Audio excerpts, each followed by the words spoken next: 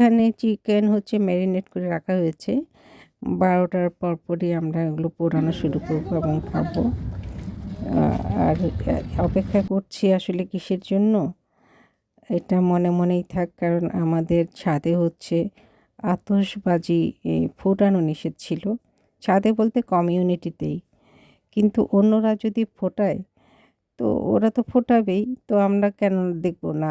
আমাদের তো দেখতে ইচ্ছে করে। নিষেধ হলেও আমরা করছি না, কিন্তু অন্যরা ফোটাচ্ছে, আমরা দেখছি।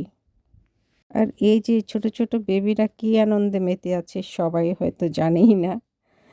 সব একসাথে হয়েছে, একসাথে আড্ডা দিচ্ছে, এরই মধ্যে তাদের মজা হচ্ছে আর কি।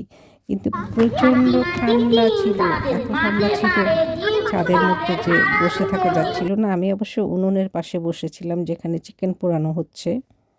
চিকেন পোড়ানো প্রায় শেষ হয়ে গেছে, তো ঠান্ডা হয়ে গেলে তো খেতে ভালো লাগবে না, সেই জন্য আমরা একটু আগে আগেই খেয়ে ফেললাম। আমাদের খাওয়া দাওয়া শেষ হয়ে যাওয়ার পরে একটু পরে শুরু হবে ঠুসঠাস চতুর্দিকে, সেটার জন্য অপেক্ষা করেছি। এখন লাইট জ্বলছে পুরো ছাদে, একটু পরে লাইট বন্ধ হয়ে যাবে, কারণ আতশবাজি দেখতে ভালো লাগে অন্ধকারেই।